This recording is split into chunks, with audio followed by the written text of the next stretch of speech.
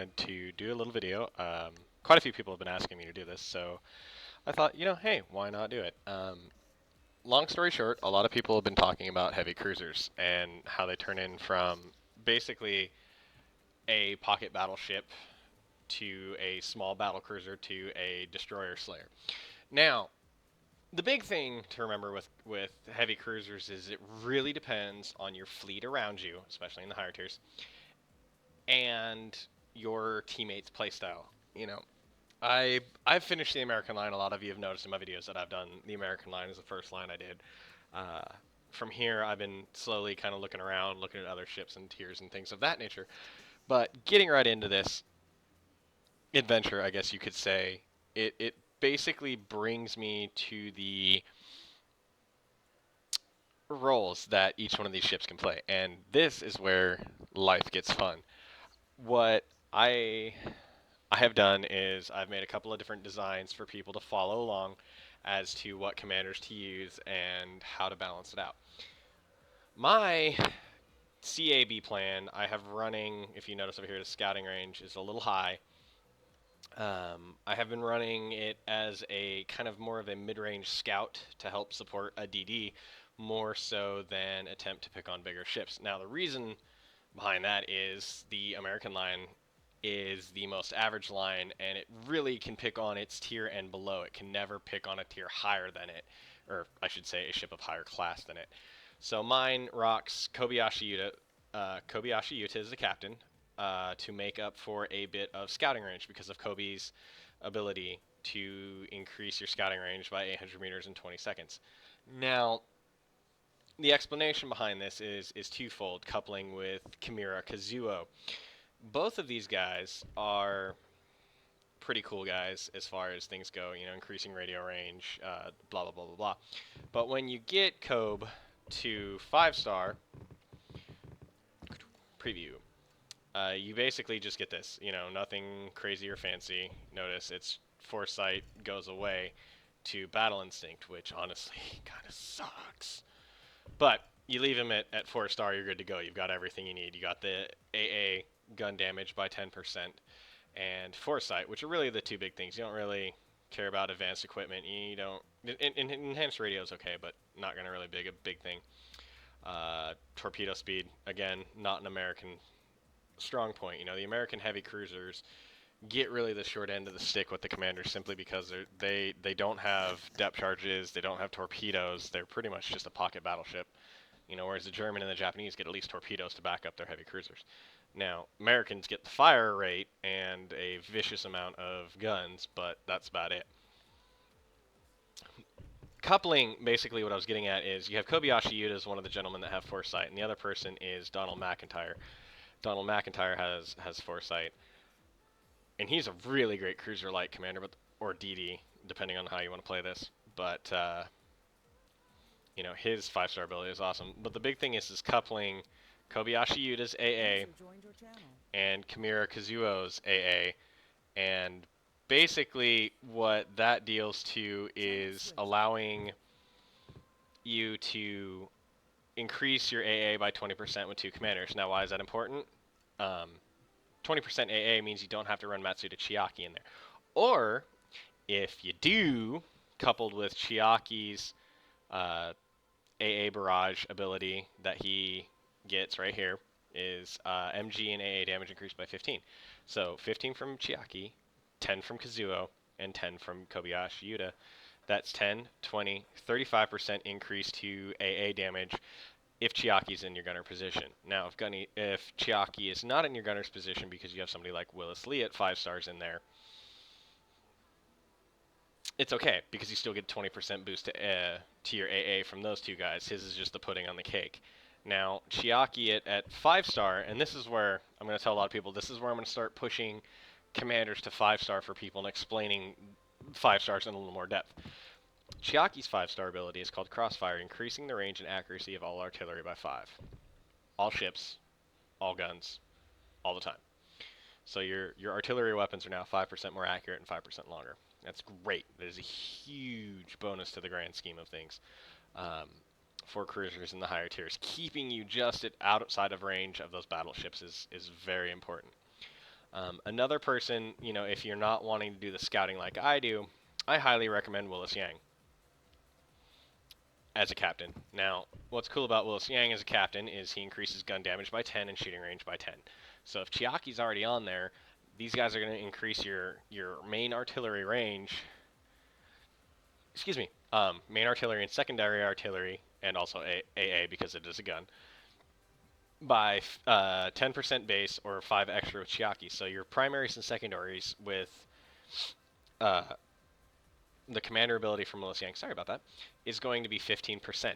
So 15% range just means if that ship tried to get away from you and you needed that extra shot just to finish it off, boom, there you go. Next up is Battle Power, 190 at 5-star. That's really good for your commander. The next split is 195 and 198, so he's right up there where he needs to be.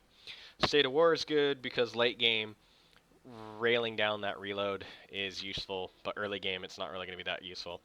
Magician is awesome because he's refilling his commander points with a very short dead shot cooldown at 1 minute. You have a greater chance to use it more often. Also, with the ship durability being increased 5%, you're going to gain 5% health back, allowing you to take a few more shots in the end game. Steering increase is always a beautiful thing, so running 3 steering on top of maybe if you put one in the tech slot, which I always recommend for heavy cruisers because you need to be nimble, you'd look at a 13% increase to steering. And last but not least, his 5-star ability. If you don't have him at 5-star, you notice his ejector too. It shortens ejector prep time by 12%. What's really great about this is putting it on like the Issei BBV. Good fun there. But when you get him to 5-star, and this is what we're looking at right now because I'm talking about tier 10s here, you get Sentinel, which increases scouting range by 3, scouting range of airplanes above water by 3, and aircraft speed by 5 when assigned to a cruiser or battleship. That is so beautiful. It's like Hawkeye, but better. So putting him on a battleship like the BBV, for example, that has planes, that's going to really help out a BBV and make it far more potent than a lot of people want to. And you don't even have to put him as commander, you just put him in the back of the ship for that matter. But a BBV with 5 extra percent on health and better planes and better scouting, that's a glorious thing. So for tier 10, for most people, I would highly recommend Willis Yang as the commander. Now, the gunner position is a personal preference depending on the class of ship you want to use. Do you want to use the American, Japanese, or the German? Now, the German, being a pocket battleship, has great penetration but minimal damage. It's pretty low on damage, but you can penetrate even a battleship with your main guns. Me personally, I tend to run Willis Lee across the board in a lot of ways just for his overall stack of reload. His base 10 reload, and then whatever his weapon reload here is going to be, which is 7. So right there, out the gate, Willis Lee is bringing 17% of reload to my ship. You couple that with a custom hoist, you're at 27% reload. That's beautiful. That is literally almost a third of your ship's reload time is shaved off. So if you have a 15-second reload, you're looking about 4 seconds shaved off, which means you're now down to 11 seconds reload instead of 15, which can make all the difference. The other person a lot of people run is Matsuda Chiaki for the AAMG setup. Now, what I like about Chiaki is he brings a lot to the table, especially when he gets to 5-star, which is another big thing I'm explaining to people. Putting him in there as a gunner means you're able to rip planes apart in the higher tiers when you're seeing flights of planes of, 5 to 6 planes in a flight in tier 10. So being able to rip through them, get the scouts out of the sky is a huge thing. Increasing your ship speed is always good. Increasing your range and accuracy is always better. And composure is decent. So realistically, floating between the two, your trade-off is reload or AAMG damage. I'll leave that up to most people. Another rotation in that some people like to use is Ralph Mueller for the penetration. When he gets to 5-star, he cranks up his artillery penetration 10% when assigned as your gunner. Now, the thing I explain to people is while that sounds like a really awesome number, you have to remember that it's a 10% of penetration, meaning I have 248 millimeters of penetration on my mains. 10% of that means 24, which means I'm going to go to 270 something millimeters of penetration. Now, is that going to make that much of a difference on a cruiser that's going against a battleship. So let's just say, for the sake of argument, that jumps me up to 280 millimeters penetration. Well, if I even just go look at the Illinois, for example, the deck is 154 and the side is 448. I'm having a hard time piercing the deck, but I'm having an even tougher time getting through the side. So if I can't land a good shot on the tower, the likelihood is I'm going to be plinking 100-round shots off that ship and just not doing any damage whatsoever. So that brings you back to watching where you use your percentages for this. Always look at what your ship does to what the 10% setup is going to do. Now, on top of that, you're running steersman slot is going to be David Beatty. Now, a lot of people talk about Casper Moss and how great he is, and really what Casper is bringing is really Comet and the scouting. Giant Killer is not really a huge effect in the higher tiers. You don't get your ship that close to battleships because they'll tear you apart. But David Beatty getting thrown on there is a wonderful thing at 5 stars. He increases your commander point regen when you destroy somebody, which is awesome. He increases your maximum speed by 2 knots. Coupled with Chiaki's 1, you're now doing 3 knots faster overall. And then his 5-star ability is Vanguard Fleet. When assigned to a cruiser, increases the main artillery aiming speed by 8% and scouting range by 100 meters. Between him and Yang, your ship now scouts an extra 400 meters off of its base target. Why is that cool? It's longer scouting range, helping you back up DD should the DD go down. And last but not least, you have maximum durability 3. Coupled with Yang, you're at now 8% durability. Again, allowing you to take more hits, more planks, and probably coming out alive. Running the comms position, a lot of people have a lot of different options between Kimura Kazuo and Nakayama Arashi. Now, it's up to you how you want to do those two. They're the third option and more likely option, and the one I'm going to explain because I'm going to drop Tenkashaku or Survival Instincts because it really isn't going to be that good for you. But what I'm going to do is I'm going to run the difference between Kazuo and Andrew Cunningham. Now, for the German ship, Andrew Cunningham is huge. You have torpedoes, increasing their speed, and then you have Giant Killer, which is good. However, his mobile beacon is quite the awesome ability. Now, the thing of the matter is I like Andrew Cunningham in tier 6 through 8. And sometimes maybe a little bit in the tier 5. Kazuo, however, brings the cunning ability to the table. Now, cunning has a very strict band in which it becomes effective. At max range, your disguise is already great enough, it doesn't really matter. Too close, and no matter what your disguise is, you're going to be seen. Cunning fills that tiny little about 1,300 meter, 1,500 meter gap to hide you from your target when you fire. Still trying to figure out the actual disguise percentages for everything because there's solid numbers and then there's percentages. From what a lot of everybody's talked about is the disguise drop by 15 means that the disguise you have is protected by cunning.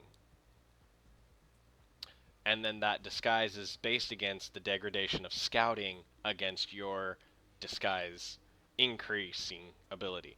So it's a weird muddle of numbers that don't really match up yet. Now, what's great about that is in a heavy cruiser, you're usually at range. So when you're about at that 3 to 5k range, cunning can actually keep you off the radar. They'll see the shells, but they won't actually see the ship. It's kind of going to help you out for 2 salvos, and then after that, you got to wait about a minute before it can attempt to proxy again. Not horribly bad. Tenkashaku is great, and like I said, when you get him a 5-star, he's going to bolster your AA by 10%. It drops off the MG damage. So you go, bam, AA 10. That's huge. 500 meters, 10 AA damage, and the ability to stay slightly hidden. In a big ship, that can actually be quite useful at staying out of a battleship's effective area if you get into a match where you find yourself against one alone. Now, in the last slot, I usually generally, like I said, run Chiaki. You put him at 5 stars to gain accuracy and range, maximum speed, and a little bit of composure. If you put Chiaki in the gunner's position and you want to free up something on the back end of your ship, there's a lot of different players you can choose that can fill in for a heavy cruiser, for example. Um, it's really personal preference at that point how you want to play the game. Some people like Burke, um, simply because he increases your disguise by 9% in max speed. You can couple that with Kazuo, but the blast radius doesn't really help you any, and the scouting range doesn't really help you uh, at all, unfortunately. Some people like Halsey. Oh, before I forget, his five his legendary ability changes enhanced rudder to indirect attack, increases steering by 5 and the rotation speed of guns and torpedoes by 5. So it's kind of a cool little almost steel waltz, but not quite. Um, William Halsey is another one that a lot of people like to throw on because of Reaper, increasing penetration and damage. Basically, if you kill 3 ships, you pretty much increase your damage and penetration by 15%. Not a bad ability on a heavy cruiser to help you stay alive and just punch away at people longer. The steering performance is good, stability is decent, and Steel Waltz helps you whip your guns around just a little bit faster. So realistically, he could be good, but again, it really falls to your player preference to that last position of who you want to put in there. Do you want to raise your disguise with, Felix von Luckner, or do you want to run another commander in there to help you out with that? It really, like I said, depends on your final slot. Generally speaking, um, where'd he go? This is what I would generally run. You've got range, health, power, scouting, reload, and aiming, which is huge. Health, speed, scouting, hiding, seeing, AA, and then range, accuracy, and speed. So, in the grand scheme of things, for a heavy cruiser, that's a really good run of things. What a lot of people get worried about is, what about on different ships? Well, the American ship, you kind of take at liberty to basically be there to protect your ships from DDs and air. You don't really get in the mess of things, and you don't really push too far forward in it because you're a big target that doesn't go very fast. Now, with the advent of the British battlecruiser line here, the K class, the G3, the J class, the Hood, they really bring a tough gamble with um, fleet dynamics versus a heavy cruiser, for example, because their range and their power is just that much better than a heavy cruiser. However, because fleet battles are limited, you have to balance, they're considered a battleship. So they will take up the heavy slugging spot. So some folks would opt to say that they want to put, like 1K class in there to protect the battleships but still have a good range. Now, the reason why a lot of people like the J class is its lofty array of AA. And one of the big things about their AA, those little guys are right there on the back. The Laugh array has one of these on it, and it can rip apart AA really quick. This guy has, I believe, 4, or it's 3 or 4 on the ship. And what that means is they do massive amounts of damage, and they have a huge firing rate, and they have great precision. Look at that, 90.9. So 1K class, okay, so there are 3 of them, can sit there and just rip AA apart very quickly. And it has the range and speed of a heavy cruiser, but it has a significantly better punch to its main guns. The big thing is again, you're dealing with a ship that does 33 knots, just like the heavy cruiser. So theoretically, having 1K class would not be advantageous for somebody to run, and you outfit it like a heavy cruiser. Now, Japanese, the 1941 plan, a very fun ship, a very active ship, a very deadly ship. Now, speed-wise, again, the Japanese are much faster than the counterparts of the American fleet, and their torpedoes are absolutely fucking devastating with good range. So, running a 1941 plan, your commanders, you might look at slightly better increase to torpedo fun like Andrew Cunningham. Because you have torpedoes, having that extra sonar range is going to help you pick off torpedoes and things of that nature. The other fun thing is You have decent AA. It's not horrible as you saw. There's 9x1 AA, and then you have 4 MGs. So realistically speaking, it's a great support fleet role. It's got good scouting, just like most of the other classes, and you have decent AA. Now, the German pocket battleship is by far one of the most potent little bastards in the game. Um, it is literally a tiny battleship. You have two mains, two side shots on each side, so you have a total of 6 guns to attack a ship with. Now, that doesn't sound, horribly appetizing, and you have very low AA, but when you look here at the penetration ability of the main guns of this thing, that's battleship class. That is literally 40 points behind an American battleship for penetration. And the precision is exceedingly high at almost 50 points. So very powerful in penetration, very accurate. So, like we were saying, raising the accuracy and raising the splash damage with Halsey, for example, would be a great idea. But as I said, you want to get Willis Yang 5-star, David Beatty to 5-star, Chiaki to 5-star, Kazuo to 5-star, and this is your alternate spot to Chiaki. I run Willis Lee at 5-star for the reload and aiming speed. Anyways, if you guys have any questions, let me know. Thanks for watching, and again, this is Guyver Phoenix, and if you ever need me, look up Phoenix Armada as a fleet, or Guyver Phoenix in the game. Thanks, guys.